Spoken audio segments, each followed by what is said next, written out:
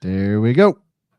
All right, we are live. Ryan Ripken, episode 25, everyone. Oh, that's the wrong person. I'm Ryan Ripken. As always, thank you guys for stopping by. But as you know, across the screen, we got Brad. Brad, how we doing? What up? What up? And then we have Zach. What's up, everyone? Great to be here. And so, hey, we're back again. Episode 25. Kind of Back crazy, Brad. Again. Oh. Yeah, no, that was all I had to say. Where I think you're going to go with again. You want me to go? Guess who's back? There you go. Now we got it. Hello, Now we got friend. it. Now we're rolling. Also, I thought that would be a great walk-up song. And that's something we should talk about at one point. What would be a great walk-up song?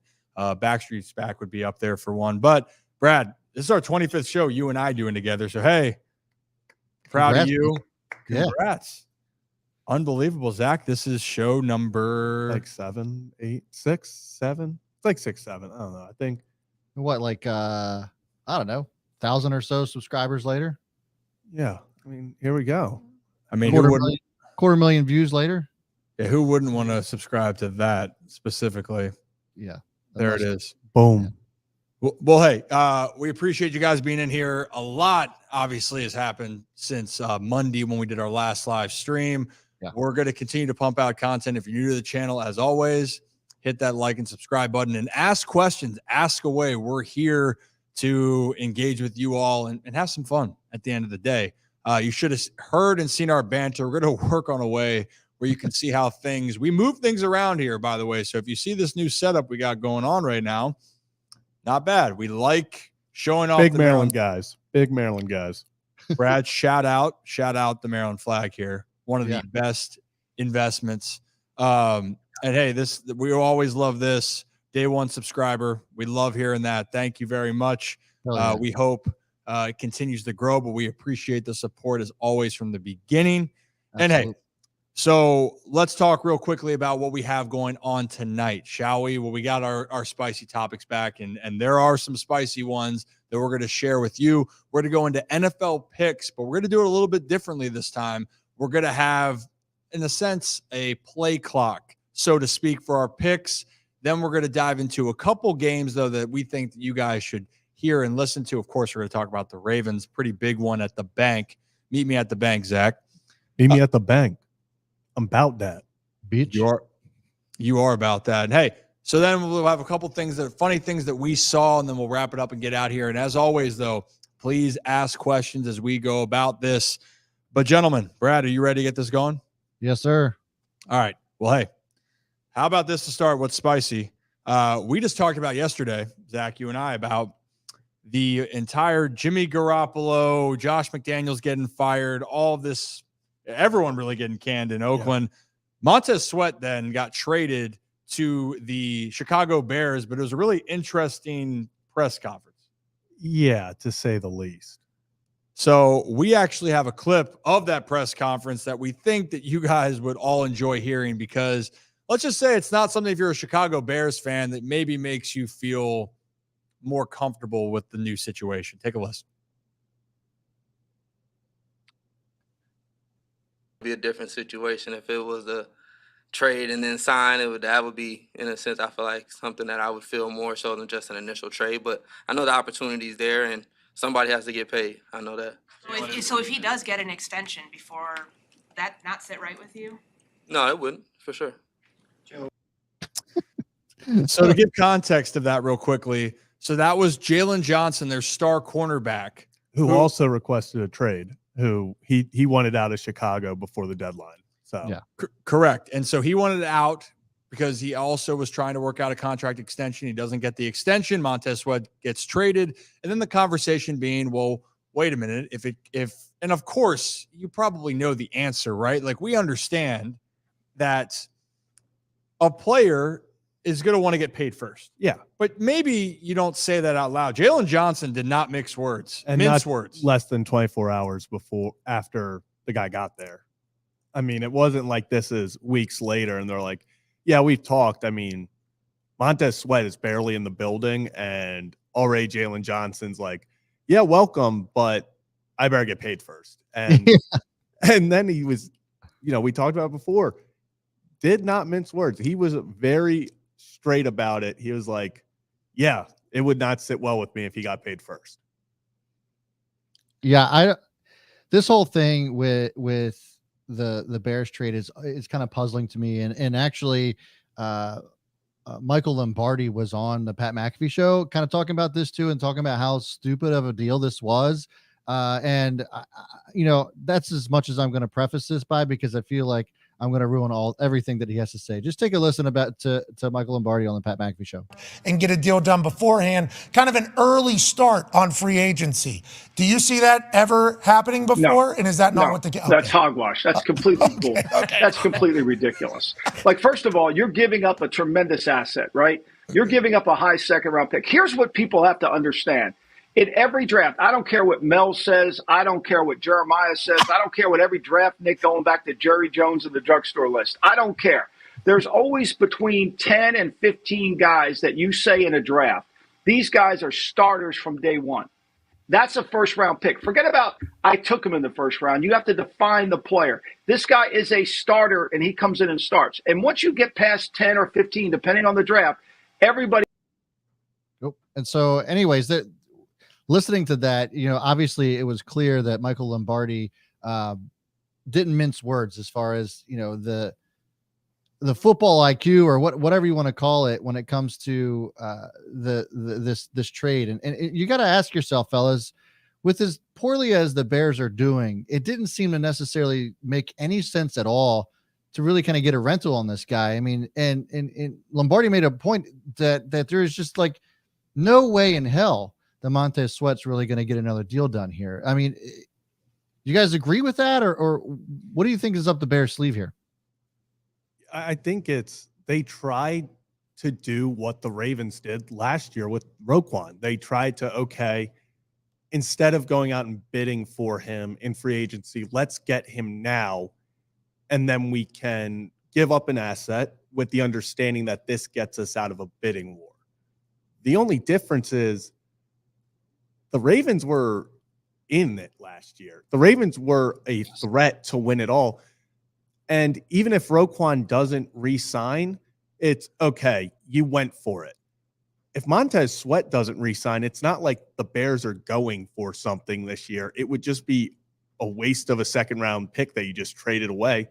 And not even to mention, in his opening press conference, Montez Sweat pretty openly said he's not focused on signing a long-term deal with the Bears at this moment. Yeah, I mean, well, and that's not unsurprising for someone to say, but the other part of it for the Bears, we just talked about it, Zach, of them spending draft capital. They just did this last year with Chase Claypool. Chase Claypool they acquired for a second-round pick, and they shipped him out again. So you're looking at your investments. So if you're not going to hold on to a guy, that's one thing. You're going to make a run, and you're going to take a chance. DJ Moore. Sorry? And the DJ Moore trade. Yeah, well, and you have all this draft capital, but in this case is why are you using the draft capital to get really high-end talent, and pass rushers are hard to come by, especially elite pass rushers. Why trade for one and not have the expectation that you want to keep him in Chicago? Because all of a sudden you're looking at the last couple moves that the Chicago Bears have made if you're going this route. Chase Claypool, again, that was probably going down as one of the worst trade deadline moves that we've seen in recent memory. But on the other side of it right now, Sweat, you're trying to rebuild the team. That's a building block you can use moving forward. They have the cap space. But the problem is it's not Montez Sweat's job to focus on his contract. But for Chicago, you cannot let him walk out the door. No. That's just it, right? Like, I mean, you've now made the move, and now you hope that you can sign a big deal contract with him. I just don't know if Sweat's going to want to stick around. And like, it's just an awfully risky move, and to hope that to get a rental in hopes that you can sign him again. Because, and I would understand if, Montez Sweat gets there and they're on the up and up, right? Like that they're actually starting to move to a certain direction, right? If they have the momentum, and that somebody like Montez Sweat can see that there is like an actual plan. Mm-hmm. But at this point there isn't one. And that's the real big problem. And to your point, Zach, talking about how the Ravens, they actually had a plan. They had a momentum going into they were a playoff team. whereas the Bears aren't anywhere near close to that.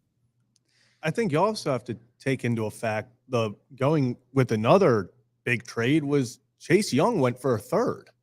So you see Montez Sweat go for a second round pick, and you're thinking, okay, that's the price tag. To get one of these top pass rushers, you have to give up a second round pick. And then all of a sudden you see a guy from the same team who arguably, yes, the injuries are a concern and everything, is more talented, go for less. So it just added more. I saw there was a lot of chatter on Bears Twitter, and they were just like, I would have much rather given up a third for Chase Young than a second for Sweat. And you do start to ask yourself those questions. It would have been riskier with the injuries, but if you're only giving up a third, wouldn't you rather take the chance of re-signing Chase Young than you've now given up a second? And it does not necessarily look like Montez Sweat wants to be in a Bears uniform. No, and it's a big deal, right? I mean, look at the Ravens and how they actually handle the draft. And I think, obviously, would you give up a second round for Roquan? I think we'd do that 1,000 times over. But yeah, ultimately, a lot of the Ravens' success has come from the draft. I mean, you think about a lot of the star players are on that team right now, and they have absolutely come from the draft. It's interesting to say the least. Ryan, how you doing on the clip there? We're doing good here in a second. Sorry, I was trying to put something together and we're going to get into it in a second. But last thing I wanted to say about this whole topic, at some point, you're going to have to build around your young talent. You're going to have to try to have a vision. And the Bears, even though it's been a really chaotic and obviously they do not have the system in place to figure out what they want to do next. However, they do have a lot of draft picks, and now you do have some really young pieces. You got to figure out what you're going to have in Justin Fields and how you want to handle that moving forward, right? But you have DJ Moore, Darnell Mooney, Cole Kmet, Jalen Johnson's a really talented corner, and you have pieces there that you can build around. But at what point does it become to move past the rebuild, you got to be able to have these foundational pieces. And look, I don't blame Montez Sweat if he says, hey, I don't believe what you're doing. But for the Bears, it's a huge disappointment if you make this move and he does not stay, because then at the end of the day, what's the point of it? Yeah, Chase Young went for a cheaper pick going for a third-round pick, but at least the San Francisco 49ers are going to be in the hunt to win a Super Bowl. Chicago's just trying to get back into the playoff discussion. So another video we wanted to show you, and this is what Brad was alluding to here, Leonard Williams got traded to the New York Giants, and this was actually one of the coolest stories in my mind, where Leonard got traded. He's going to Contender. It's been a really rough year for the Giants, but it's the way that the deal went down, which is something that I want you guys to listen to, because spoiler, this is not how things go in professional sports. So take a listen to what Leonard Williams had to say. Could it be coming with sort of your name being thrown around in possible trade discussions like that? I mean, I definitely knew it was a possibility. And I think, the way it was proposed to me through my GM and with my agents was a respectful way, I think. I've been traded before, and it was very abruptly, and I kind of had no say or anything like that. Where in this situation, my GM kind of came to me and told me that he wasn't shopping me around, and but out of respect for me and where I'm at in my career, being a little older, he was pretty much letting me know that there was a few teams, including Seattle, that were on the winning side of the season and going to make a push this year. And, he was just like, I know you have a connection with a lot of those guys over there. So he was pretty much like, let me know before 4 o'clock today, talk with your agents and stuff like that. So the way it happened felt a little more negotiated. And I think it went well. Was that Monday? Yeah, that was Monday. So, hey, you heard that right there. Came back on. Whoop, get off there. There we go. So you heard that right there. That was Leonard Williams. And why I'm saying this is rare, this is the GM of the New York Giants going to his veteran player and saying, hey, I don't want to move you, but because of where you're at in your career, if this is something you're interested in, let me know. And Leonard Williams, what he talked about before was when he got traded from the New York Jets to the New York Giants. And the reason why we wanted to show this video, and I've talked to you about this, Zach and Brad, this is not how professional sports works when it comes to trades. Not at all. You want to hope that that's the case. Some guys have no idea. You want to go back to the NBA offseason? Chris Paul found out he was getting traded before he was getting on a plane. On Twitter. He found out on Twitter. So that's what's wild to me. So proud of the Giants for it, for going out there and saying, you know what? This hasn't been the season we've wanted. We're going to let a player that we respect have the choice. And now the Giants get compensated, and all of a sudden Leonard Williams goes to the Seahawks, which I'm sorry, Ravens fans. That means he's coming here. He's a beast, by the way. Yeah. Kind of makes you wonder why more teams don't do it that way, at least with players that they have good relationships with, right? Who was the Yankees player that found out he was getting traded, like in the cafeteria? Oh, Harrison Bader found out that he was on the being put on waivers to have the chance to be traded while he was eating food in the cafeteria. That was the one you're referring to. Right. So it's just like you're in the building. Like you couldn't just say, hey, heads up. I mean, thanks for putting in all the hard work with us. And I look, I get it's a business, but at the same time, it's just kind of like common courtesy. You kind of would hope that even though it's a business, that you can still treat people like they're humans and not just capital. Yeah, I mean, obviously Leonard has to now move his entire family to Seattle, and it was his decision now, but say this was just thrown on him. That's a big move from Seattle or from New York to Seattle. So it is really cool to see a story where the GM, like Leonard said, went to him and was like, hey, I know that you don't want to be a part of this losing any more than anyone else. What can we do to make this work out for you? And it's one of those stories that hopefully people can catch up on and then become more of a normal in sports. Doubt it, but would be cool. Yeah, you know what's the end of the day, Leonard Williams now got to have a chance to continue to chase after going to the playoffs and go to the Super Bowl, right? Every player as you get older, and even when you're younger, your goal is to win a championship, right? Get paid, go win a championship.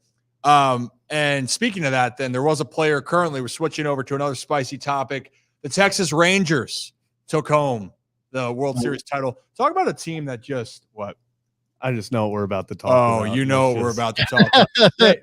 Hey, by the way, Orioles fans, I think you got to feel a little bit better. Yeah. The Rangers just did something so historic. Yeah. Insane. I mean, 11 wins on the road. 11-0. And just to give context to people for a second, the Texas Rangers won 40 games the entire season on the road. 40. They won 11 in 11 straight games in the postseason, going through Tampa, the Orioles, and they went to Houston and then going to the Diamondbacks to win the whole thing. Completely nuts, unheard of, historic. But honestly, I think the video we're about to show you, Zach, it was how a guy talked to Corey Seager, if I'm not mistaken. This is an all-time bad question after somebody wins a championship. Like we have seen some bad questions over the year. I think it's how excited this reporter was to ask the question that makes this so much funnier. So you just have a listen. I'm just going to ask you the question that I get texted most, and especially this whole series. Why did the Dodgers let you go? Other questions? We'll go to Evan. He said you don't have an answer. I like the reporter goes back. You don't have an answer? Like, no. I'm not focused on why the team I came from 2 years ago didn't re-sign me right now. Like that gives me faith in journalism again. Like that was incredible. That just everything about that, how excited the reporter was to deliver that, and then Seager just hitting him with that this guy really just he looked to his PR person like, who let this guy? Yeah, I mean, did you hear the guy go then? Next question, maybe another question over here, like instantaneously. You know what would have been a better question was asking Corey Seager who had the best flow on the team. Yeah, maybe the Sports Illustrated would write about you. The hard-hitting questions. The Yeah, hard-hitting they need questions. to ask real questions out there. Well, and hey, I mean, honest. Can we just be honest here for a second? We'll address it. We'll answer the question for you. Why the Dodgers didn't? The Dodgers didn't want to pay him $300 million. That's it right there. Because they're paying everybody else a bajillion dollars. Corey Seager's a stud. He's a beast. He also then just went through a season last year where they were terrible. Yeah. And then Corey Seager had the chance to go out there and prove to everyone that he's a top 5 player when fully healthy.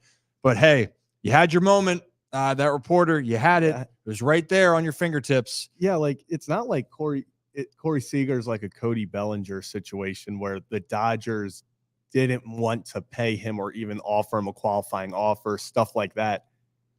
The Rangers gave him $300 million, and the Dodgers were like, we can't afford to. We're already paying too many people. So that's an interesting question for that circumstance to be like, hey, so why didn't the Dodgers re-sign you after you just won your second World Series MVP to become, one of 4 people now to have multiple position players to have multiple World Series MVPs? 2. I think it's just him and Bo Jackson. Reggie.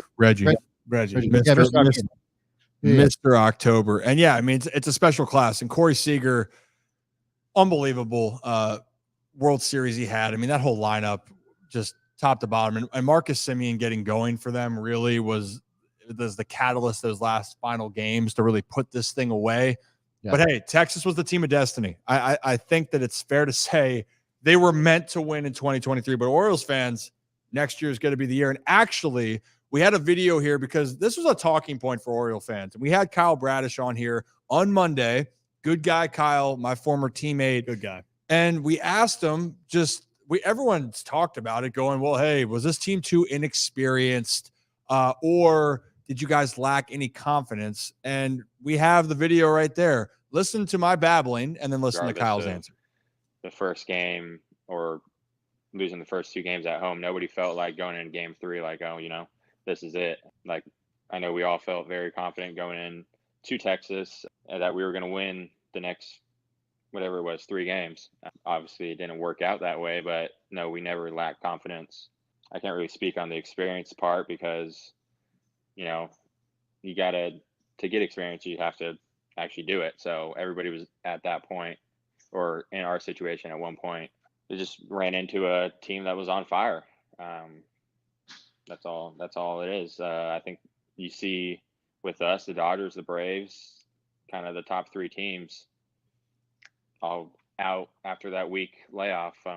There's a little issue with taking that time off. You literally go through the 162 games and you have the All-Star break is the longest break you have. You have a day in between sometimes. So having that week off, I think it affected everybody more so than what people actually think.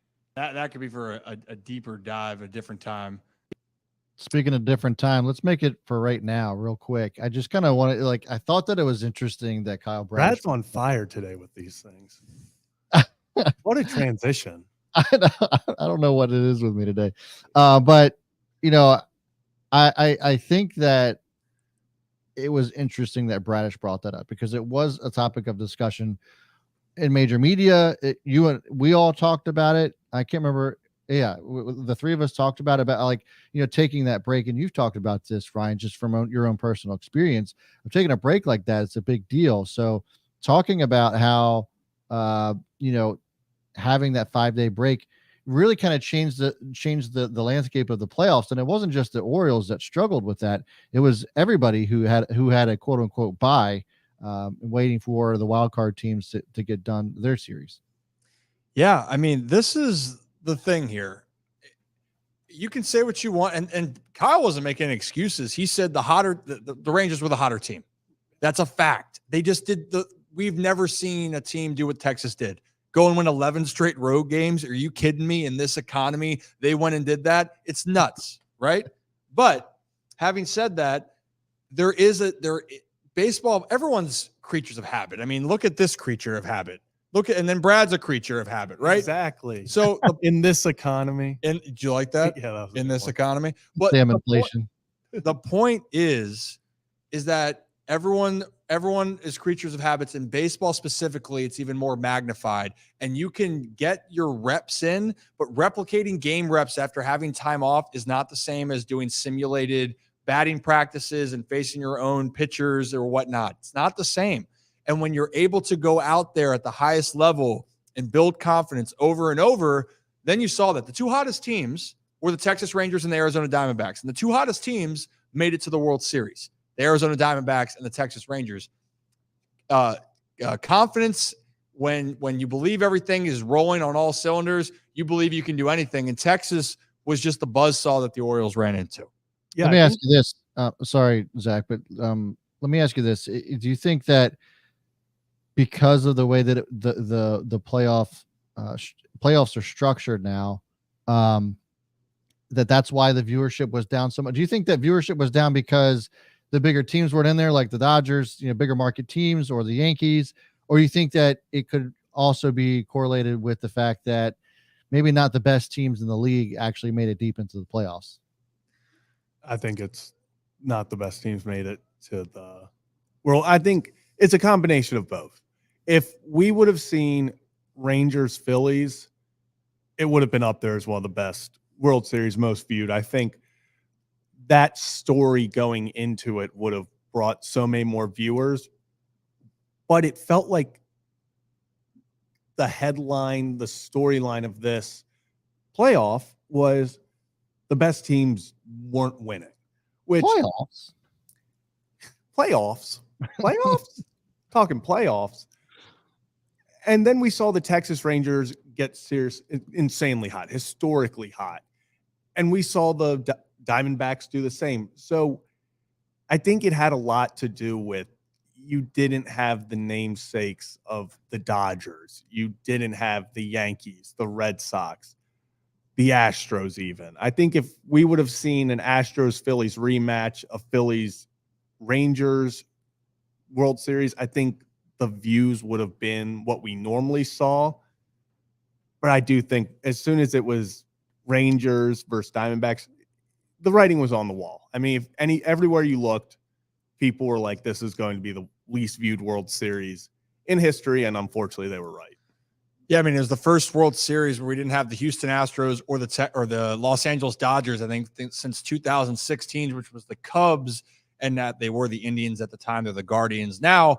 And that was a iconic series because both those teams had these droughts without winning a championship. Now, Texas hadn't won, Arizona had, but there's a lot of pride behind the Chicago Cubs, right? And the fan base and people around them.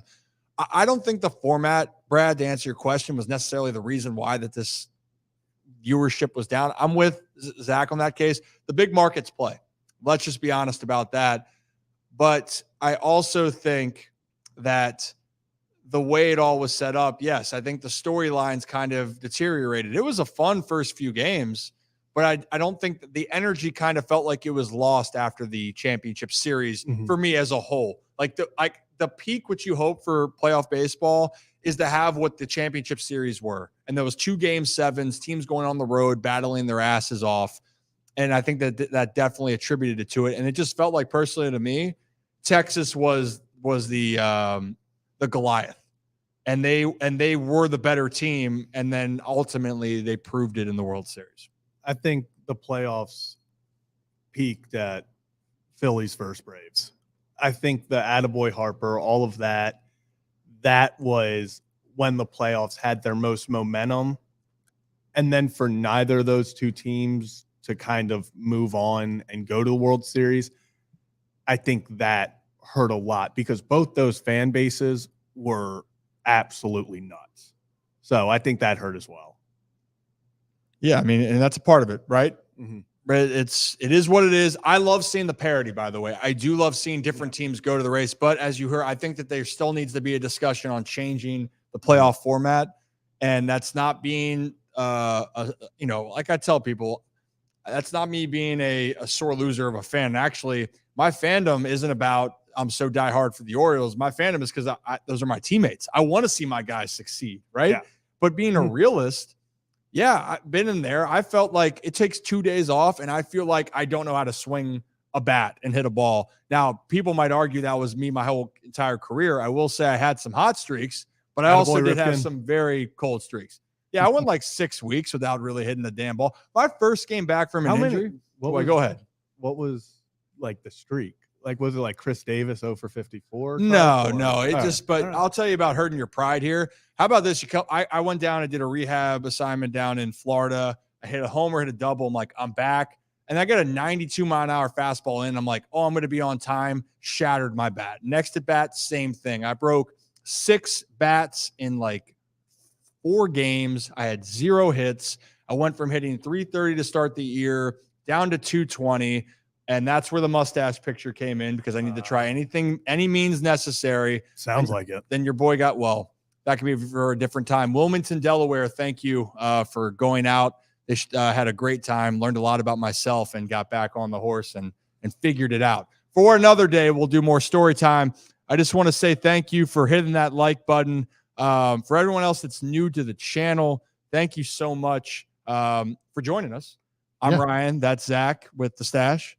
And that's B-Rad over there, Brad. With the hair. With the hair, yeah. And this is Ryan with the stories. The stories. Well, we have a lot more stories. Depends on how graphic we want to get here. And that might be when we go behind the curtain here, when we have more to offer to everyone out there. And we might still do it on here. Who knows? But, hey, we got to keep moving because we got a lot going on. No, Joe, he wasn't asking what was the streak. No, he was talking about streak. My possible. Yeah, there's only one. You're right. There's only one streak. It's Ryan's streak. Yeah, of my streak. Of my problems. Two very different streaks. And also this is new because, hey, Joe, you're a regular, Mace regular. But this is what we love. We love people coming back for second chats. Come back for a third. Somehow we have Joe and Mace and Rick coming back. Keep on coming. We really appreciate it. We have so much more in place. Actually, this whole studio space, we have so many more plans for. You're seeing this more probably than you ever have. Yeah. And there's a lot of room for activities here. A lot of room for activities. There's a ping pong table over there. No one can see it, but take my word for it. It's over there, and it's set up finally. I still haven't had a chance to whoop both of your asses on it too. Oh, save it. You know, and how about save this? Well, college football playoff just got released, and we wanted to talk about it here for a quick minute because it's a big talking point here. And Brad, I'm going to share my screen if that's okay, or do you have it? No, go for it. Okay, let's do it. So what just happened, obviously, the first official college football playoff ranking came out, and whammy, is it on the screen? You betcha. There it is. So, hey, as you look at this, the Ohio State is the #1 team, actually. Georgia 2, Michigan 3, Florida State 4. Guys, just first impressions here. Usually the SEC gets so much talk, but how about the Pac-12? Or soon to be the Pac-2.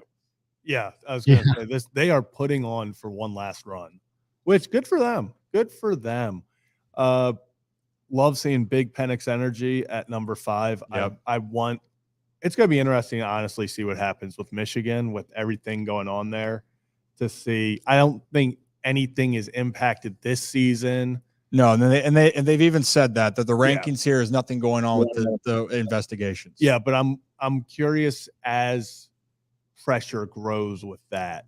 If they lose a game, I could see the voters having that in mind if that comes down to them being the 4 or someone else. I could see that. They'll give Alabama it over them any day of the week. Sign stealing or not, I still think Michigan wins it all. Really? I think they're the most talented. Yeah, I agree. Georgia. I don't know. So, out of curiosity here, guys, because I think this is the SEC obviously has been the juggernaut, right? Conference for years.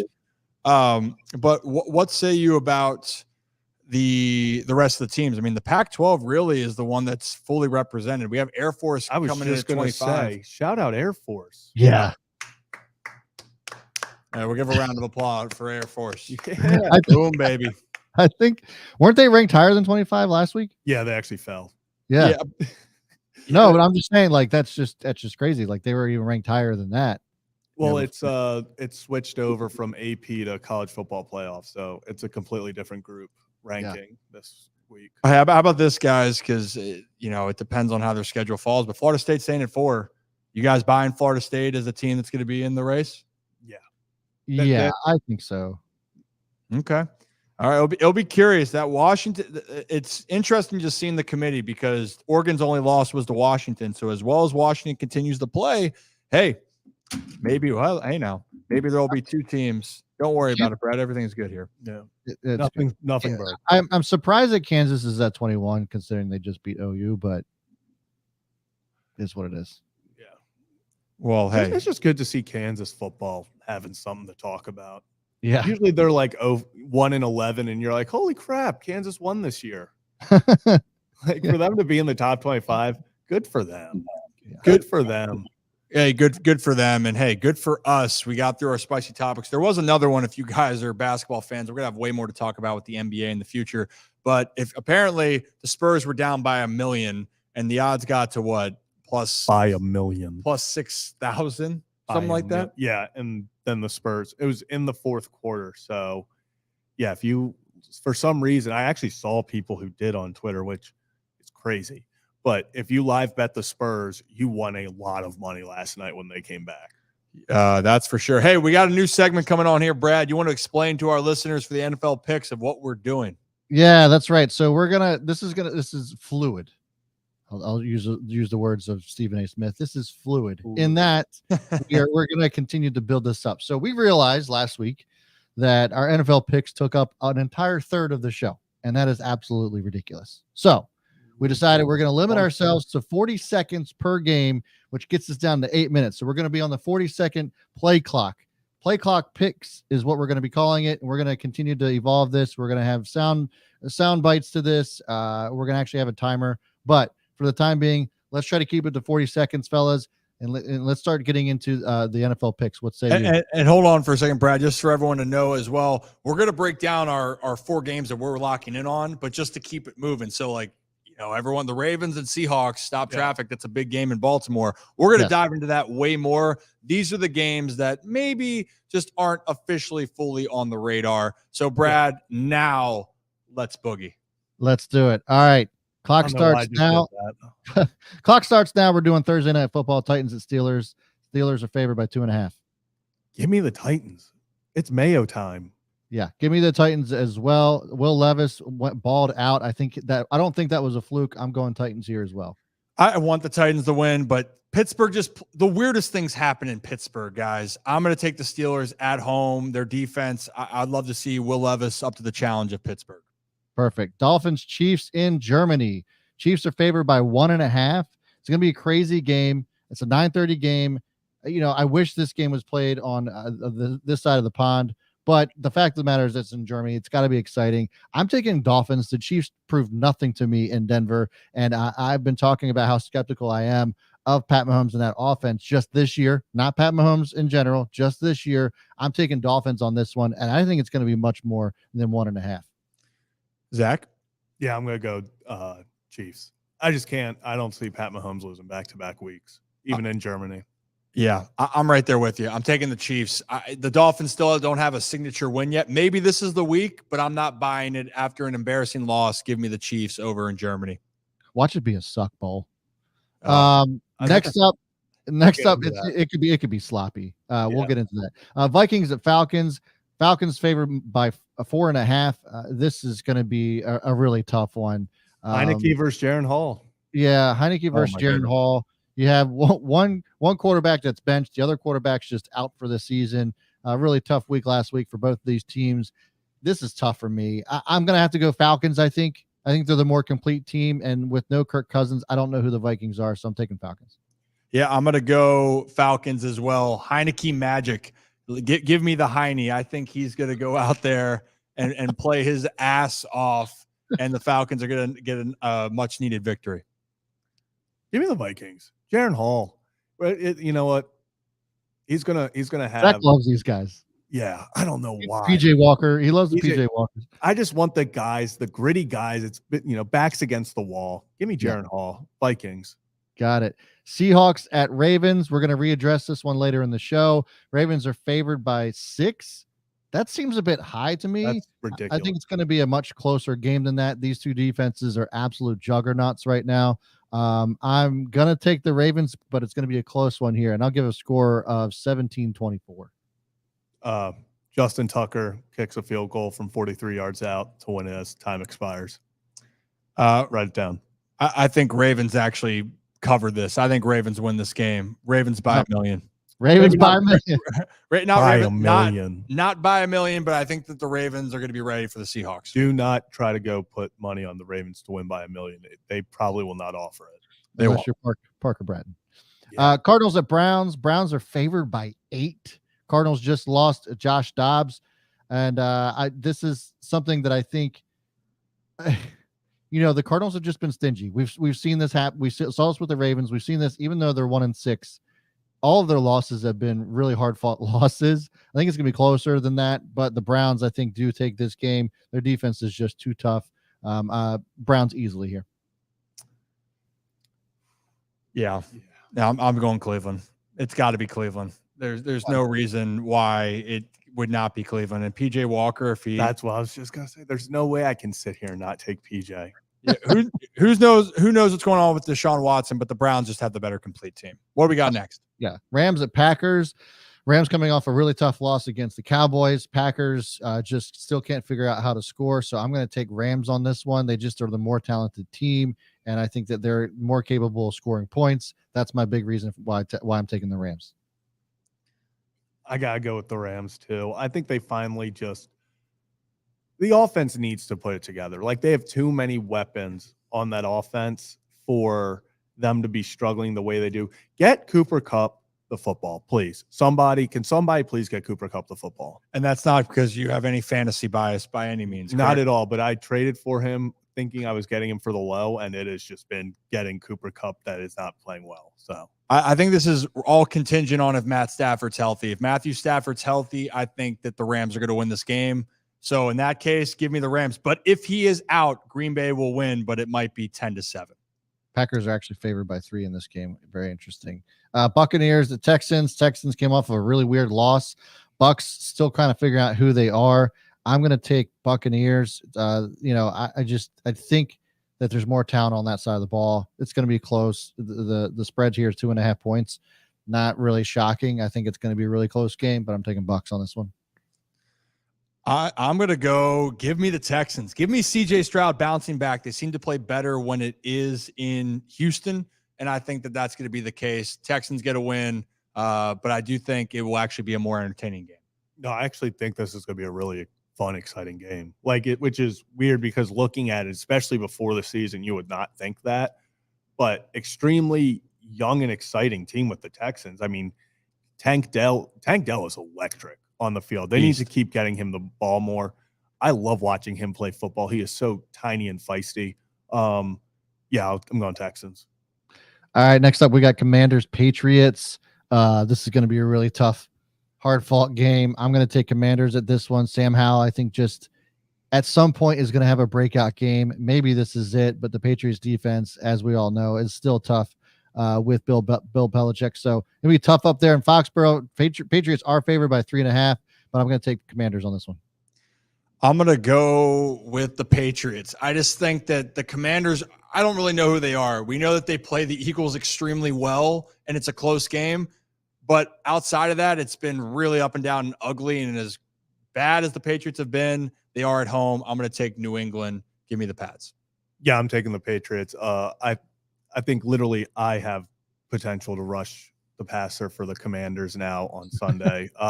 So they literally have – their defense was somehow bad before, and it just got so much worse. So if anyone can make Mac Jones look like a half-decent quarterback, it might be this Commanders team. So Commander or Patriots. There you go. Yeah, there we go. There you go.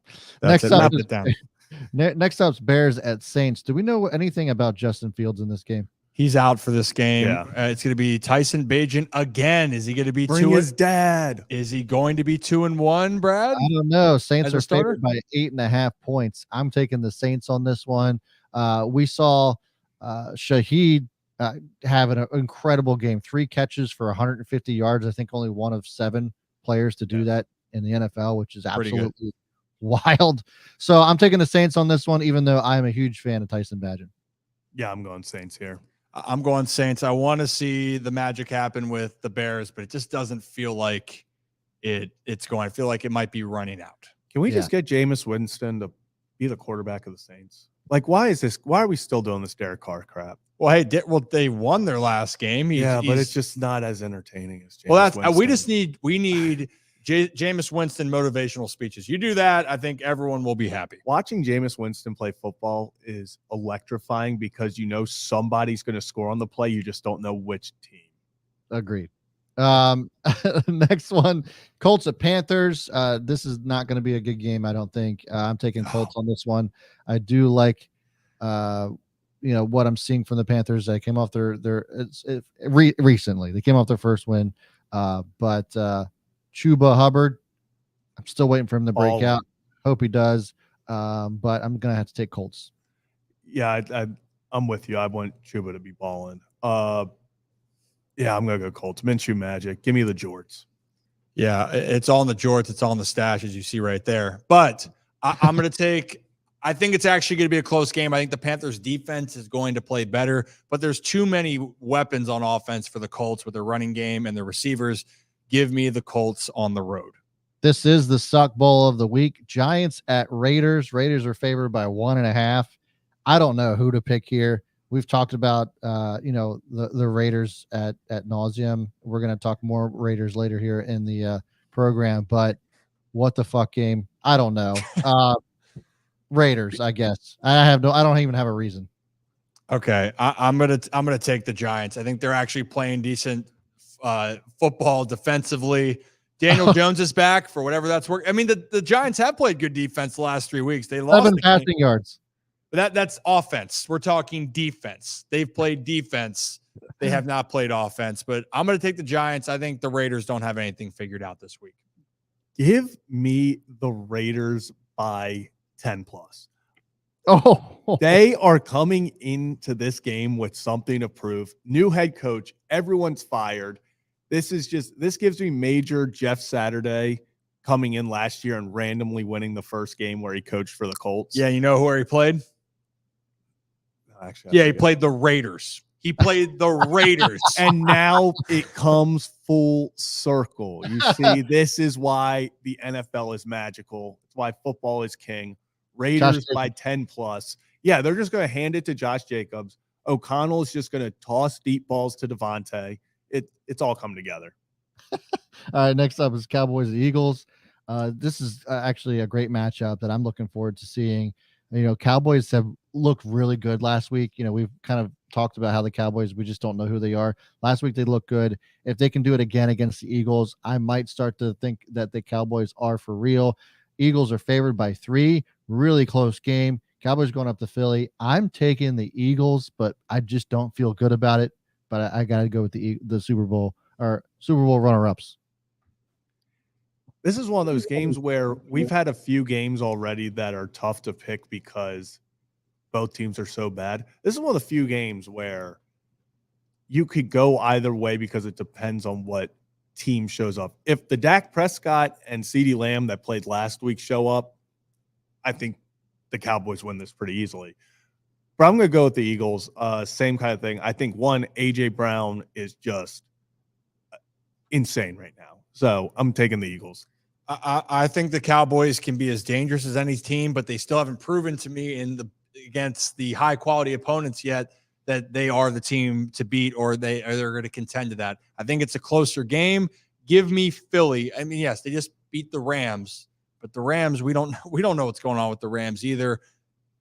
I think Philly is determined. They're going to play tough, and they're going to remind them that they are still the kings of the NFC East. All right, let's keep this one at 40 seconds, fellas. Bills at Bengals, Sunday night game. This looks like a huge matchup between these two teams. Bengals are favored by 2.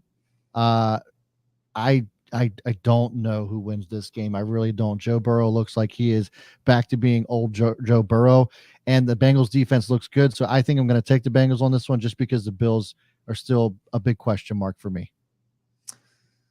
Yeah, I want the Bills to win so badly, but Cincinnati looks like they're gaining that momentum. The game's at home. I'm going to take Cincy, Joe Burrow, and the boys in Cincy get it done. Joe Burrow and Cincinnati have already had their required 5 weeks of, is this team okay? And now they're back. So, yeah, it's Cincinnati, I think, pretty handily. Yeah. All right. So those are your NFL picks for the week. We're going to get in some extra stuff. Sherry, it's not Bobby's studio. Okay.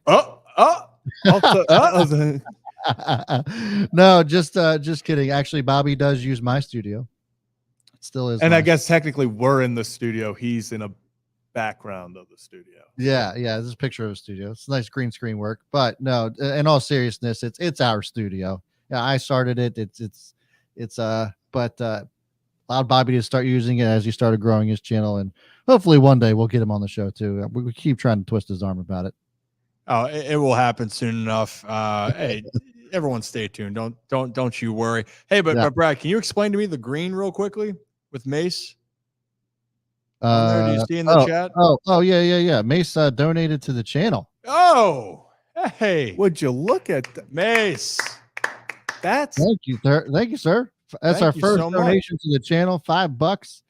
NFL picks Ravens 6. What is that? NFL picks Ravens. He's doing Ravens -6, Bengals -2, Jets +3.5, and Commanders money line. Ooh. You know what? I might just put down a parlay of that pick. And if it wins, I will send Mace half of it.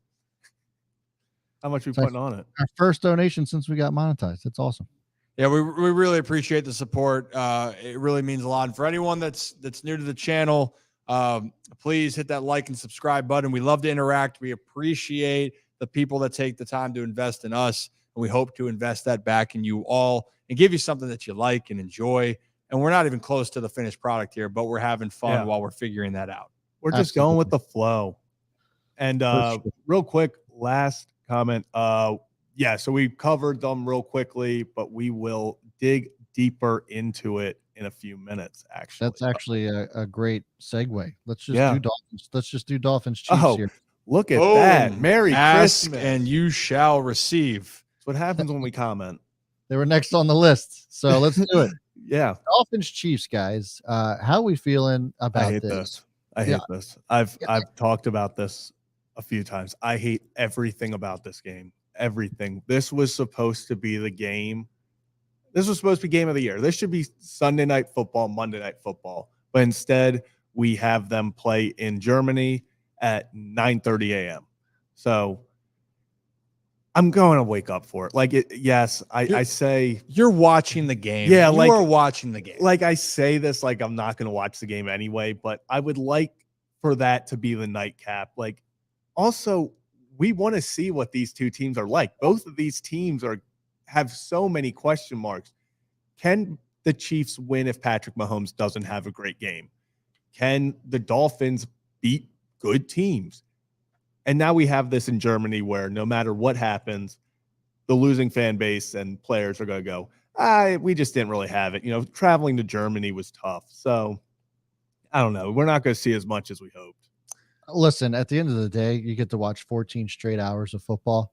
So I would say that's a good thing. But I do agree. Like, do you want to see the two teams overseas be like shitty teams that are facing each other? I don't know. I think that for a Germany debut, I think it's good that you at least have two talented teams over there. So I get your point. But at the same time, for the good of the game, for the good of the NFL, I think it's also good for fans in Germany. And I almost wonder too, like, there's a huge army base over there in Germany. I wonder how many Americans are actually going to be at the game. So it'd be kind of cool if you're stationed over there in Germany and now you get to finally go to an NFL football game.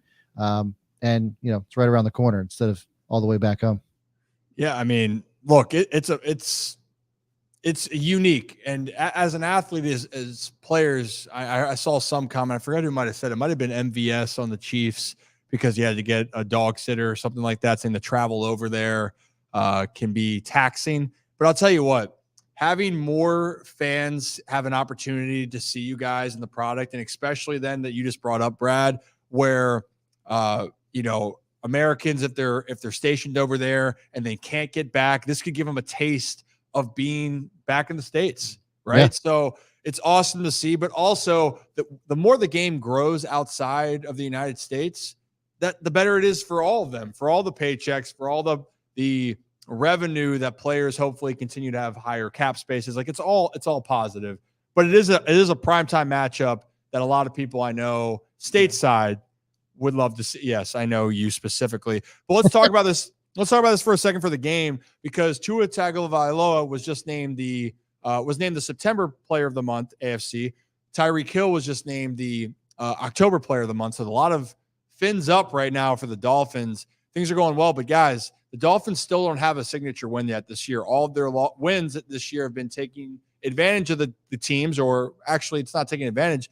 It's beating the teams you're supposed to beat, but they are not beating the teams that they need to have a chance to move forward. Their two losses, the Bills and the Eagles, teams that have higher aspirations to go into the playoffs and make some noise. So I ask you, Brad, with this, what do you think about with that? You said earlier that you believe that the Dolphins, right? You took the Dolphins in this game, if I'm not mistaken. Yeah, correct. Right? So what makes you think it's going to be different now because of what I just mentioned?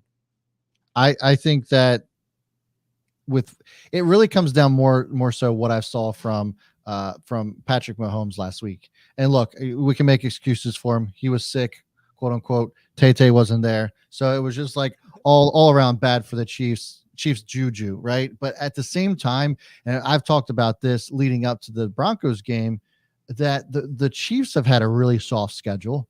And the teams that they've beat up on weren't great teams. They almost lost to the Jets. They should have lost to the Vikings. I think that this game will really show us who the Chiefs are, and it will also show us who the Dolphins are. I think you got two really good, solid teams. We think going against each other, so it'll be interesting to see how they fare. So that for me, that's what it is. I haven't seen good play out of Patrick Mahomes, and we went over his stats on Monday about touchdowns to interceptions. If he keeps that up, I think the Dolphins take this game. I really do. Yeah, and that's why I think I'm more disappointed in this being the Germany game than I am just at the time it's being played, just because we have so many questions about the Chiefs and we have so many questions about the Dolphins that you would hope a game like this would answer. But then if Patrick Mahomes doesn't play well, last week it was the flu. Now this week it'll be, well, I mean, they went to Germany. Of course he's going to struggle. So that'll be this week's excuse if they lose. But it really just, me picking the Chiefs all comes down to I don't see Patrick Mahomes losing 2 straight games. And we've seen the Dolphins play against the Bills. We've seen when they get against good teams what happens. Yeah, like Brad said, we have questions about the Chiefs, but I would have liked to have seen this fully Chiefs versus Dolphins in Arrowhead, in Miami, Hard Rock. Like that would have been cool, just so we can get a more normal feel of this game and see what these teams are. Yeah, I mean, hey, look, I get it. It'd be cool, but it's still going to be an awesome experience. It really is. And quite frankly, if we're going to be completely honest, both these teams more than likely are going to be in the playoffs, right? So this week 9 matchup, so many things are going to change because this is the midway point. If you think about it, it's 18-week season. Both these teams, there's so much that can happen over the next 9 weeks. But I will say this right now, Dolphins are the highest scoring team in the NFL, but they also are 25th in opponents points per game. Kansas City's in the middle of the pack. You brought up, Brad, that the Chiefs have struggled to score points. Well, they're still in the middle, but it's their defense that's going to keep them in this game. And that's the biggest storyline I want to watch. The Chiefs are near the top of the list in points allowed per game.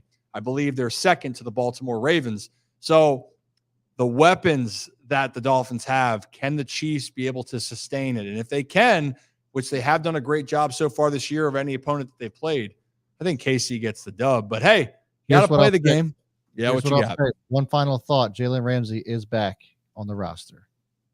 So, and he had a pick. He had a pick against the Patriots where he baited Mac Jones. I wouldn't say baited. Mac Jones just made a horrible throw. Patrick Mahomes has thrown 8 interceptions this year, so we'll see if he gets Jalen another. can make it 9. Yeah. Hey, I want to say one thing real quickly on Just saying with the connection with the Terps and with Tua and all that. Just a fun story real quickly. I got to meet some of Tua's family last year when they came for the Ravens-Dolphins game. I guess they were getting heckled a little bit, and then they ended up coming up and sitting with us during the game. Nicest people, by the way, like really nice. But it was kind of awkward in the sense that Tua and the Dolphins had that big comeback that game at the same time. I remember. So it was just like, we're very happy for you, but this place is not, we're okay.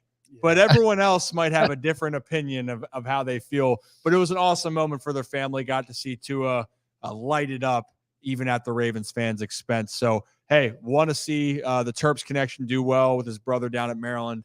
And for Tua, should be a great game in Germany. Brad, what do we got next? Let's circle back on the show notes and start talking about Ravens versus Seahawks. So we talked about in the game picks. I think we all were picking the Ravens, but I still think it's going to be pretty close. Mm-hmm. Ravens were favored pretty heavily in this one, and I believe it was by 6 points. 6.5. I think that, to me, that feels like that's quite a spread. The Seahawks are 5-2, Ravens are 6-2, and their defenses since week 4, gentlemen, have been on absolute fire. Take a look at this graphic here, and you can see that defense is going to probably rule this game, as much as we love to see Lamar Jackson slinging around. So all of those extremely talented wide receivers. This points per game allowed between both of these teams doesn't spell a whole lot of touchdowns in this game. What do you guys think about this? Zach, batter up. It's going to be a dogfight. I mean, I really think that's what it's going to come down to. As I said in my quick prediction, it's going to be, I think it comes down to a Tucker field goal, like so many Ravens games have over the years. But it really is just a matchup of two great defenses that fly around. I mean, the Seahawks have an incredible secondary, and it's going to be a test. I think this is, people will get upset. You could argue this is the biggest test for the Ravens offense. And I think that that's going to show us a lot about who the Ravens are and the strides they've taken. You know, Monken earlier today said the offense is still not where they want it to be. There's still so much to go. So this is a good little measuring stick at the midway point of the season of, okay, this is a top defense in the league. How can we go in and attack them while also knowing, unfortunately, Cleveland is just a week away. So that's another insanely tough defense you have to prepare for. When you made that point right there, it's not just that you have Cleveland next. After that, you got Cincy. I mean, this is a gauntlet stretch for the Ravens. They only have the only 2 games that they have remaining on their schedule with teams under 500, the Rams and the Chargers. And the Chargers are still a team, flip a coin. You don't know what you're going to get. Even the Rams. Yeah, and the same thing with the Rams, right? So, but for this specific circumstance, Seattle's a good team. For the Ravens, it's, can you start to put a couple pieces together? They talked about that they weren't as happy with how the game went in Arizona. And I mean, we'll be honest. I mean, they won the game. That's the most important part. But they're going to have to clean things up on offense if they're going to want to beat the Seattle Seahawks. And on the other side of it, Seahawks haven't been playing clean football either offensively. And I think that is going to be an interesting part, because talk about a team that has pieces offensively: DK Metcalf, Tyler Lockett, Jackson Smith, Kenneth Walker. Like, Gino, this is a good offense. This Very is a good offense. But they haven't gotten going yet either. Hopefully this isn't the week. Here's what I'll say about this tough stretch of games that we're having. You know, they're all at home. We don't have another divisional game at away, which is also, you know, obviously advantageous. If we can get to December, if you guys don't know this, in Lamar Jackson's career in the month of December at home, he is 8-0. So I think he hasn't played in December the past 2 years, has he? No. Yeah.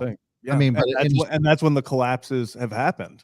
Right. So that's where I was getting at. You know, with Lamar Jackson's performance in December, and him being absent the last 2 years, I think that we could see something special if we can just get through this tough stretch of games, get into December. And we also know John Harbaugh's record in December is also immaculate. So I think that, while we've seen some struggles and while some of the offense isn't quite there, we talk about this a lot, especially when we were talking about the baseball and the playoffs there. It's the hot teams.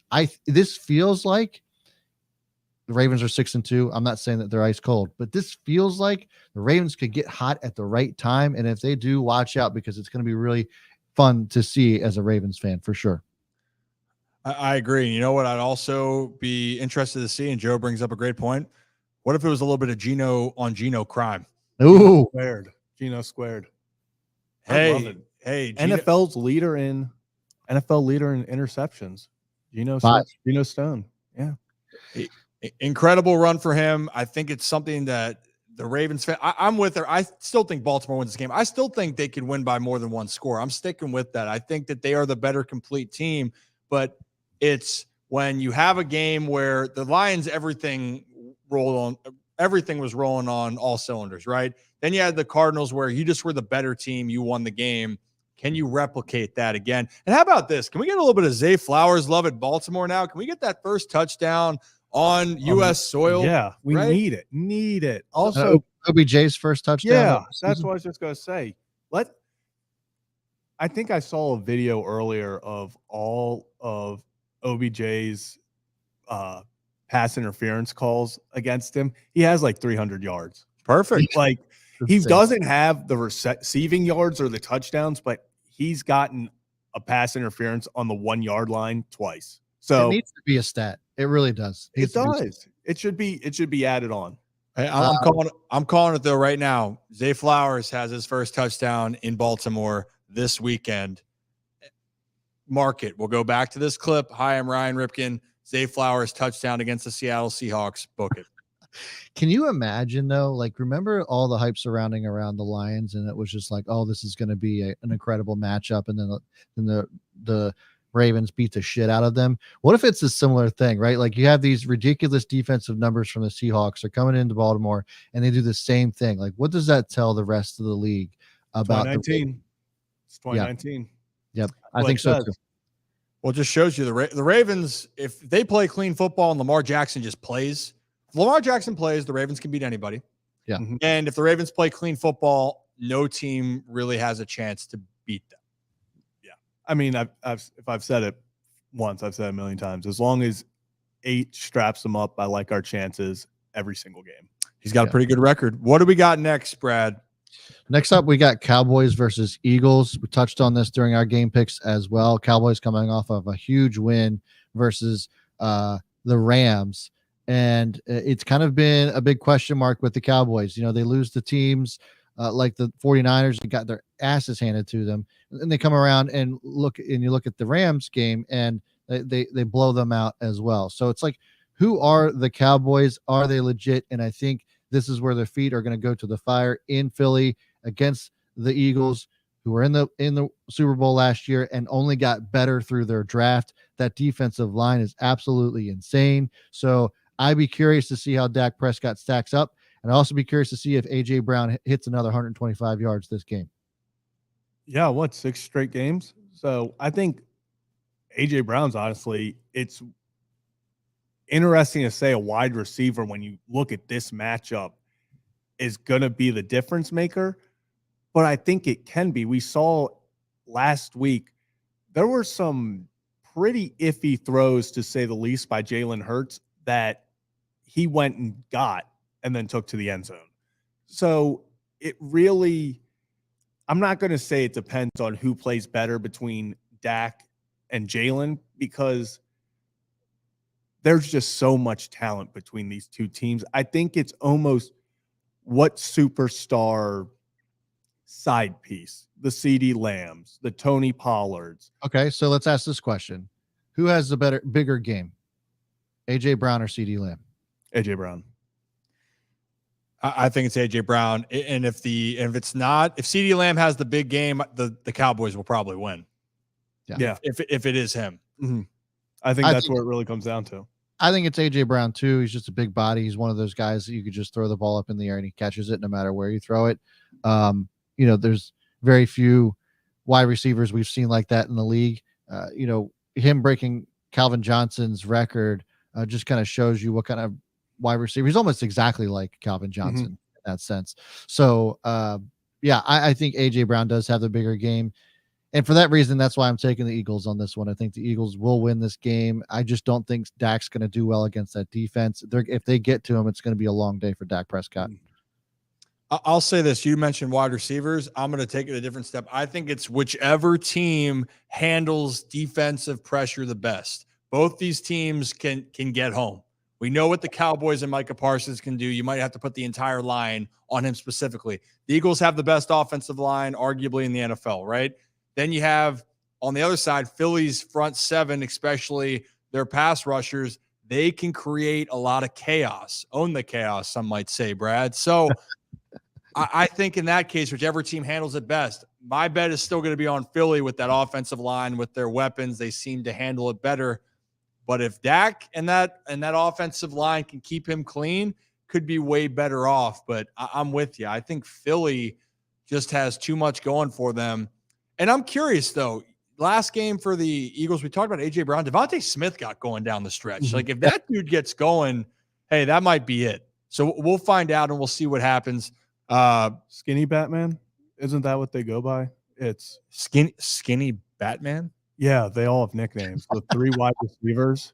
Yeah. Only Zach knows this shit. A.J. Brown is Are you in the locker room for this? A.J. Brown's Big Batman. Then it's Devontae Smith is Skinny Batman. And Walker is, I think, Fast Batman. There's a Fast Batman. Okay, there's a lot of Batmans. Yeah. Is there any Bruce Waynes? I guess it would be the defense. No. Bruce Wayne would be the defense? I don't know. I guess the coaches, Bruce Wayne? like no, because they would have to. They would still. I don't. You know what? This is confusing my head. So Big Batman. Are you taking the Eagles? Yeah, I'm taking the Eagles. Big Batman. Okay. All right. Just making sure. I don't know if I don't know what you're going to do. Mace, we see your. We'll circle back to that one. Actually, hey, what? Mace is making it rain, so we got to talk. Make it rain. I agree. without a doubt, Mace. If the Ravens go 7-2 over this next stretch, Lamar Jackson's unanimous MVP again. 100%. I think so too. So I put the Ravens at what, 13-4? Yep. Yes. 13-4. That more than likely could get you the 1 seed. Yeah, I think so. And especially who he has those big games against, by the way. Like if it's against the Cincy or San Fran during that stretch, that might just lock it down. And also, I didn't touch on this. I told you guys this in off air. One of my roommates and buddies with the Nationals organization has been chirping me about the Seahawks. He's a Seattle fan. He's a good kid. I swear he is. But we have a little wager going here. If the Ravens lose, I have to then go on social media and write a post why Geno Smith is my daddy. It's kind of makes you, I can't even foresee it happening, but hey, it's going to happen. And the vice versa, the same will be for him. So Ian, I'm talking to you. You're a good kid. I don't like your chances, but hey, I think it should be interesting. But I wanted that to be known for the world. So let us know what you think. Are the Ravens going to win this game? Am I crazy for taking this bet? You let me know, and we will find out soon enough. Brad, you know what I think's crazy? What? You're looking at the wrong camera the whole time. Sick. Yeah. I hate it here. Am I looking at the right camera now? Yeah, no, yeah. It was his idea to switch the cameras. It was. It was his idea. Well, Ian, if you watch this now, I'm looking at the right camera. Also, that's going on social media. I do want to go out there and say I did a little journalistic research. Yeah, what did you research? AJ Brown is swole Batman. There we go. Devontae Smith is skinny Batman, and Quez is fast Batman. And they made it they made it very apparent there are no Robins. Said no backups. Okay, so these are the pressing answers and reporting that you don't get anywhere else but the Ryan Ripken show. Now you know. Now you know. Swole Batman. We should go by that. We should go by Swole Batman, Skinny Batman, Fast Who's Batman. Swole Batman? I'll be Swole Batman. Are you swole? Someone has to be. Well, I mean, you hit the gym today. You hit legs. Hit legs. So at the moment, I could also be Fast Batman. I'm not fast though. So you can't. Is there a dad bod? Is there like a pudge Batman? Dad bod Batman? Good hair Batman. Good. Yeah. Okay, I can do that. Yeah, you're good hair Batman. We'll update you all with what Batmans we come up with. Yeah, well, maybe that could be. Hey, for anyone listening, what type of Batmans would we fit? And if Brad's got good hair Batman, I definitely don't take that home, and that's okay. But you let us know if you guys got some familiar ones. Maybe that is the real swole Batman. Maybe that's me and AJ Brown have to fight over that name, Swole Batman. I would lose so fast. Yeah. Okay. All right. Where are we? Where are we next? You might be in the hospital for that. Bengals versus Bills. Bengals versus Bills. This is going to be one that I think it's going to be a big game. It's going to be a big game, and the big reason for that is because of what we're seeing. We're starting to see the Bengals kind of really come into their own. They're trying to figure it out. Joe Burrow's healthy. And we have a lot of question marks around the Bills. The Bills almost lost to the Giants, and then they had, they're just not performing the way that we've seen them perform in years past. Lots of drama going on, especially with Diggs really getting frustrated on the sidelines. I feel like, and they're playing in Cincy, primetime game. I just don't see the Bills taking this one. No. No, I mean, look, what's also crazy, and it's been talked about, is now they're going back, primetime game, DeMar Hamlin, Bills, Cincy. So it has this whole other meaning to going back to the moments, right? And not, I wasn't trying to go there for that, but that is pick the Bills now. That is a meaning, right? I think they're in Cincy. Yeah, but that's where it happened. Yeah, everything happened there. So it will be, that in itself is going to be a cool moment, not for what happened, but just to move past it, right? They got to make him a captain to go out for the coin toss, right? Oh, for sure. You have to. But we'll come back to this if they don't. We'll come back to this clip. Yeah, and so we'll see what happens. But for the game, the teams, the Bengals are looking like the Bengals. That Cincy defense is good. I don't think that people really understand, because that offense was struggling so much. Like, that Cincy defense is sneaky, very, very good. And the Bills have been up and down. Brad, you were on that one so far about that the Buffalo being so up and down. Now, Josh Allen did look good against the Bucs. They did have a tough time closing that game out. But early on, it felt like Josh was doing whatever he wanted with that team. Do you feel any better about the Bills right now, or same concerns? Same concerns. I mean, the Bucs haven't really beaten anybody worth a damn, and I just don't know. They need to have a more convincing win, and the only one that they have in their record is the Dolphins, which also have their own questions. So I don't know. It just depends on which Bills team shows up. I mean, and that's just kind of like how it's been week to week. Is this going to be the game where they sink? And if that is, then maybe I'll feel better after this week. If the Bills beat the Bengals, I think I might feel better about who the Bills are going into week 10. Yeah, I'm with you 100%, Brad. I think if the Bills show up, I look at them very differently. But until I see that team come up, we even just had in the comments, until we see the Bills show up against somebody not named the Miami Dolphins, it's going to be tough. And especially, we've said it a million times, the Bengals are getting hot. Joe Burrow's getting healthy. Jamar Chase is getting open. T. Higgins is getting back and healthy. They're getting the running game going again. It's all around a very dangerous defense. So it's hard not to take the Bengals here. Yeah, and also, too, the Bills are going to have to slay some demons here, right? Because the Bengals went into Buffalo last year and won pretty convincingly, right? So it's the Bengals kind of feel like what they're doing to teams right now is feeling like the big brother almost. It's like, hey, you guys think you're contenders. Well, we really think we're the only team that can contend with the Chiefs. That's really what it has. It's been like, oh, here's the Chiefs. The number one contender is the Bengals, or 1A's Chiefs, 1B's the Bengals, and then everyone else is fighting. Now, I think the Ravens will have something to say. But Buffalo is trying to prove that point. Well, hey, we think we're right there. This is a prime example. But Joe Burrow running for 43 yards, being mobile in his game, I think is going to be a massive difference. And you saw that against the 49ers. I think Cincy, I'd be shocked if Cincy loses this game at home. Yeah, I agree.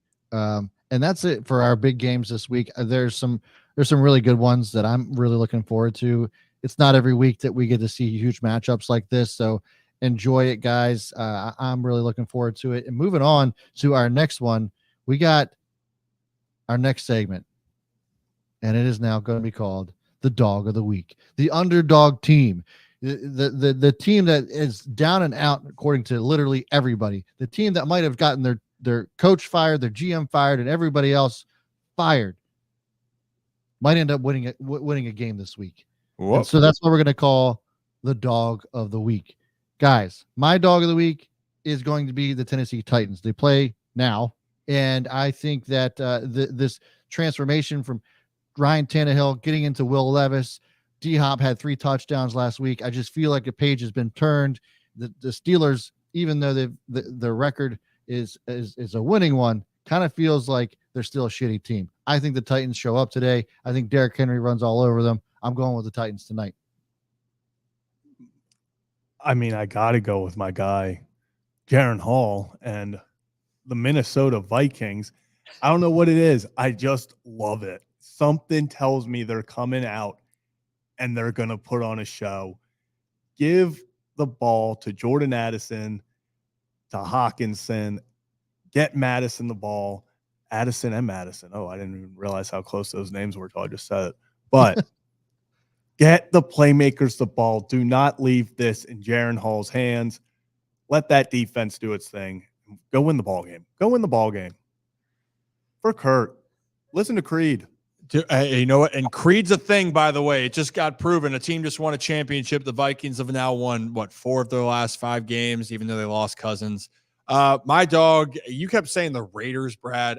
The Giants, as bad as this has been, they're dogs on the road. I think that they're going to win this game. What a weird circumstance of events, really. I don't know what's going to happen. My other dog, Brad, but because it's not on Sunday, I can't use it, right? Are you going to do the Monday night game? Damn right I was. Do it. Do the Monday. Damn right. The New York Jets over the Chargers. I think that the Chargers are favored by 3.5. Give me the Jets. Something weird's happening. There goes my phone. Something's weird happening in New York. Robert Saleh has all of the magic working when they play at home. The game's at home. And if the Chargers feel good about beating the Bears, well, that's one moment. Now you got to go against New York, a top defense in the league. I think the Jets get the win on Monday night. That is my true dog, but I do think the Giants win too. The Jets defense does not suck either. So I like that. I think that might be my favorite dog of the week that you put out there, Ryan. Next up, we have another segment that we're experimenting with, and it's the player you're all in on. All 3 of us have fantasy teams, and we have one player that we have circled every single week that we think is going to outperform and just ball out. Absolute dogs. Myself, and I have AJ Brown, and he's really the only good player on my team because all the other ones are out on injury for the rest of the season. So for those reasons, and the fact that he's continuing to get 125 yards a game, I'm going to go all in on AJ Brown. It doesn't seem to matter who he plays. He just balls.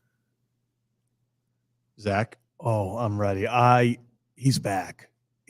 I'm going to preface this with he's totally back now. Guy I'm circling, he's going against the second worst run defense in the league. Give me Jonathan Taylor this week versus the Panthers. Ooh. I think I stashed him for this long for these moments. So he better work out because Christian McCaffrey's on a bye. So there's no one else to come save us this week. Well, hey, you know what? For me in the past, it's always been Mike Evans, and it's still going to be Mike Evans. By the way, I'm going to start him no matter what. But the guy I talked about him in the Seahawks-Ravens game, Zay Flowers. We're staying with the Ravens here. I think someone's got to step up besides Mark Andrews. If the Seahawks are smart, they'll put 6 guys on him. But how about Zay coming through at home? Even though he had his lowest yardage total last week, he still, I believe, had 5 grabs on the game, if I'm not mistaken. I am all in on Zay Flowers having a big game in that first touchdown in Baltimore. Book it here, clip it. That's who I am all in on. I love it. There you have it. Those are the players that we're in on. This is a new segment. I like it too. I think I like the dog of the week. I like the player of the week. We talked about how we can incorporate puppies. Yeah. Puppies to come. Puppies to come. Talking to you, Barks. Whoever wants to support us and give us a dog of the week, we'll support you. Got some puppies. We'll take them for dog of the week. But also not to just take. We would want them to find a home. Yeah, no, they would not live at the studio, just to clarify. They could. The studio's looking good, by the way. They can play ping pong. They could. We got that. So much room for activities. And also, hey, if you guys like the segments, like give us your dogs of the week too, or who you're all in on. We love the interaction. And we don't love to be wrong, but we do love for people to engage with us on whatever it may be. And again, Mace, because you've been balling out for us tonight. And again, round of applause again. Love you. Really appreciate it. That can Zach can now have a nice dinner tonight. Yeah. I can get McChicken. 2 weeks since the Ravens, and we actually have a lot planned for that game. Some guests coming in as well. Hopefully it all works out the way that we hope, but we're gonna have a lot of coverage from that game. Should be a blast. Brad, what else do we got? Lastly, guys, we're winding down towards the end of the show. Funny shit we saw this week. And first one's going to be Mike McDaniel. We just talked about how Dolphins, Chiefs are going to be in Germany, and Mike McDaniel's entrance was nothing short of fantastic. Take Perfect.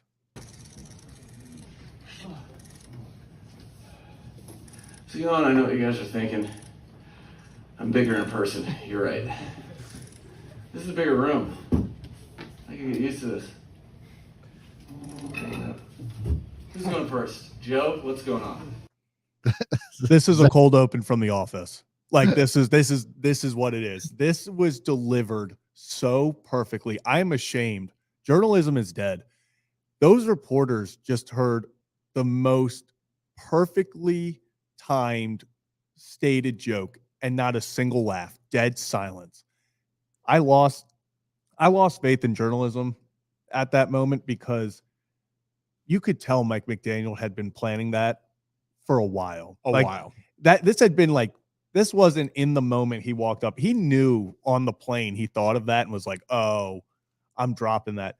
My only complaint, though, he didn't let it air out. You have to let it kind of set in. He tried to go real quick with the comment about the big room. You can't go that quickly. If you're going to say the joke, you got to just let it stay.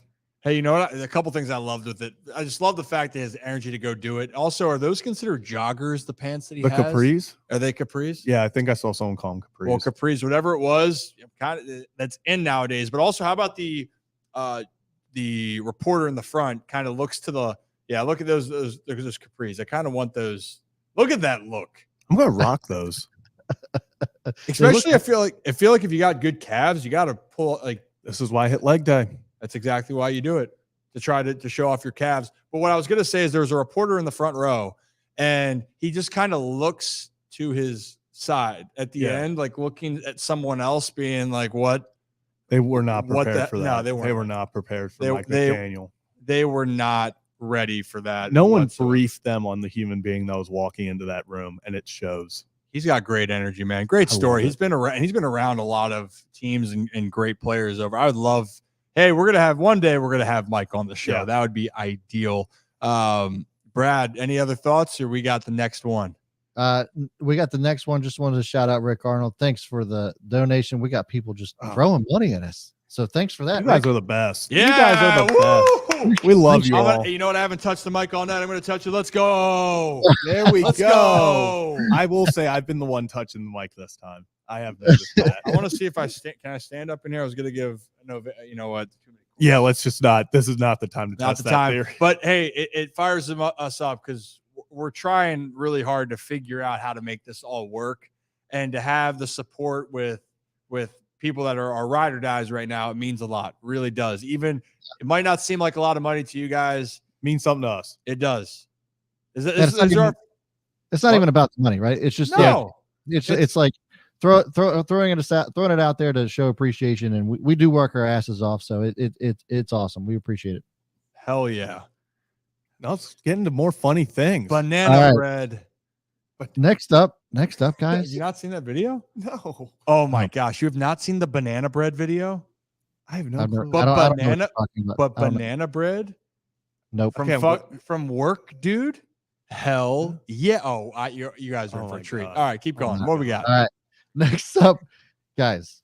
As if the Raiders didn't have enough drama going on. Josh McDaniels fired. Raiders GM fired. Offensive coordinators fired. Jimmy Garoppolo benched. And then he had his birthday yesterday. And it all kind of went downhill from there. Because while the Raiders thought that they had it all figured out, they forgot to fire their social media PR person, because you bench the guy and then you go out on Twitter and wish the guy a happy birthday. I mean, I just don't. Is this like adding salt into the wound? Once the graphics made, it was getting posted. I mean, it's not like he's the one that got fired. He lost his job. Like, hey, happy birthday, Jimmy. You lost your job, but we still love you. I mean, he's still a part of the team, right? That's just a post you don't need to make. Are they wishing birthday post you don't need to make? Yeah, is the team Twitter wishing everybody on all 53 men a happy birthday, or is it just that's what someone needs to investigate? I'm on it. Yeah, can we have a reporter on there? On it. He's on it. And this is why Zach came aboard. Yeah, was for these moments. This is why Zach got his broadcasting major. Yeah, this is what we do to look up on Twitter see if I'm searching happy birthday from the Raiders. Well, you know what else? You know what else they tweeted out? Like after all that firing happened, they put out a whole highlight reel. As you're looking that up, I want to actually it's like a hype video of like the Raider way. And this was literally hours after all of the firings, after they cleaned house. They put this Raider way video up. It has Marshawn Lynch in it. Just like this crazy hype video just hours after you imploded, whatever, your entire front office, essentially. And it's like, really, guys? You couldn't have just let it chill for a little bit? You just had to go in and be like, hey, listen, we know we grenaded the team, but how about you watch this Raider way video and get hype again? I'm not gonna lie. I think they actually post for. I'm seeing a lot of birthday posts recently from the Raiders. Oh, here we go. They're posting for legends and everything. Oh, hey, the Raiders do have a very proud history, by the way. I mean, former players that played from there's a lot of pride there. The ironic thing is that they're talking about this. Marshawn Lynch also played for. As far as a Raider legend, that's not how I'd look. I know he has the connection being from California and the Oakland community. I know that meant a lot, but I don't think of Marshawn Lynch when I think of the Oakland Raider way. But also the Raider way recently has been a lot of up and down, kind of feels like circus show. Like they're in Vegas, it's felt like a circus. Yeah, look, I'll let you go, Zach. But for me, it's not necessarily about defending the Raider way and their history. It's just the timing. The timing was bad.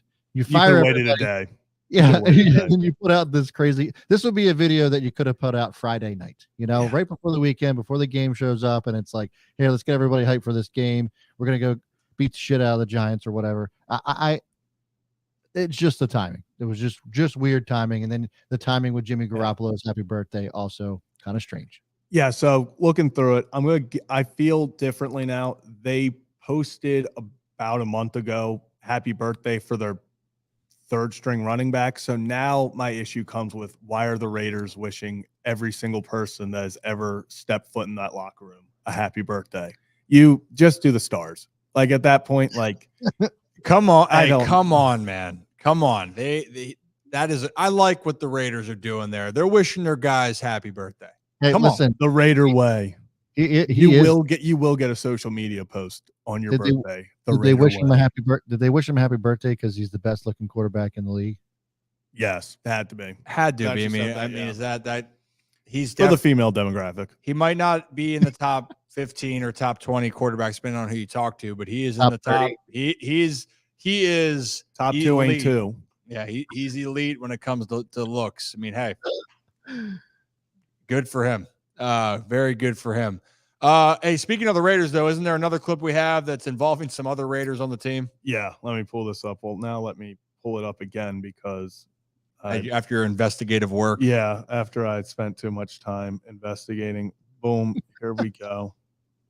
Yeah, so if you were wondering what else the Raiders could possibly be, I guess, doing with their time, well, Davante Adams gave us a little inside.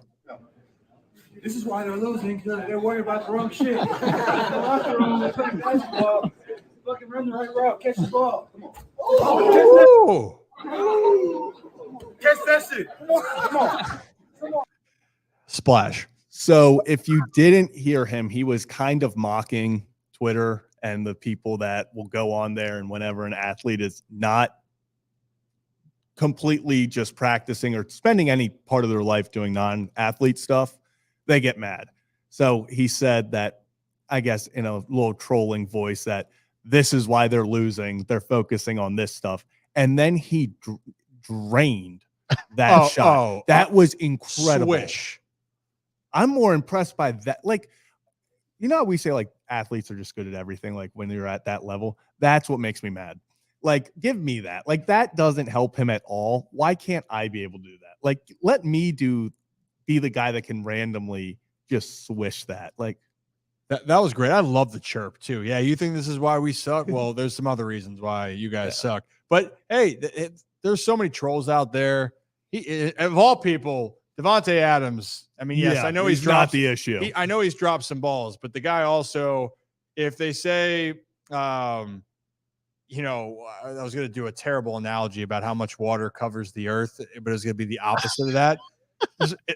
How much water is terrible? Yeah, what were you going to do? I don't know. I don't know what to do with my hands. I'm going to grab the mic then and lower it for a second. But what I was trying to say is Davante Adams has been targeted, has the most targets and the most incompletions with the targets that he has in the NFL since he's been with the Raiders. I mean, the dude gets open a lot. If you saw the Monday night game, yeah, honey, take a picture. I'm wide open, but the ball's out of bounds. So, hey, it is what it is. Tough year for the Raiders right now. But the thing is, they're 3-5 too, guys. Like, it's not like they are a 1-win team, but it just feels that way because there were people thinking they were going to win the division this year. Me, I honestly thought they were going to. Did you really? I just really like Jimmy G. I mean, I don't anymore because he looks awful, but he's a winner. Yeah, you can still like the guy. I just think I liked him as like a game manager winner, but now he's not as like a person. He's talking about, his. No, I know, but I mean, like, still, you thought that you were going to take them over the Chiefs. I thought they were a dark horse. Hold on. I look, Ryan, I appreciate you trying to defend everybody, even in mediocrity. And we've talked about this with Ryan Tannehill, and I feel like you're doing the same thing. Hey, don't you do that. Garoppolo. Don't you Jimmy Garoppolo me or Ryan Tannehill me right now. Don't you do it. We're 1-0. Don't you do it. You're doing it right now. Don't you do it. Jimmy. No, but I said, why would you take Jimmy G over Patrick Mahomes? Like, if you thought who was going to win this division, that's what I was saying. It was the weapons around him. You were specifically talking about liking him as a player.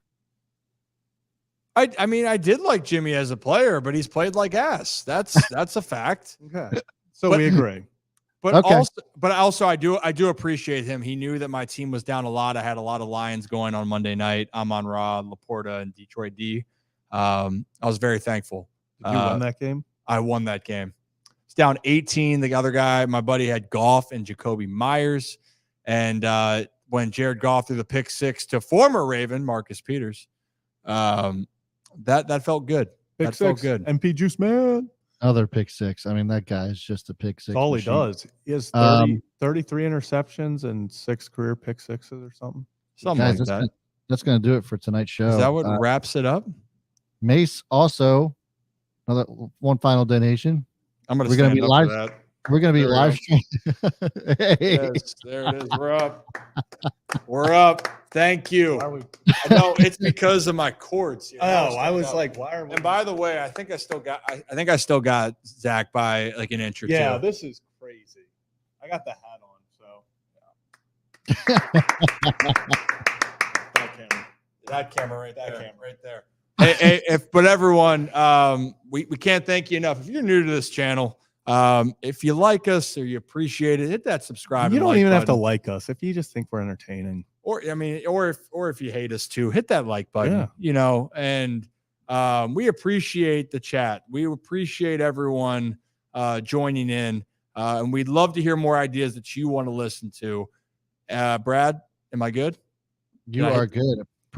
Appreciate you taking that over. That was great. Update on the Steelers Titans game as we're almost through the first quarter. Steelers are up 7-0. Titans are about to score. It looks like. Oh, please be Derrick Henry. It looks like Derrick Henry's putting in work. We'll see. I hope so. Well, hey, we'll be back for our live stream next Monday as we wrap up some more conversations.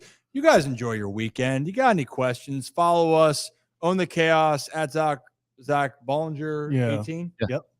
And at Ryan Ripken on X or Twitter. But if not, we'll see you Monday for the next live stream, guys. You have a great weekend. You guys are great. See you guys. We'll see you. Do you like peanut?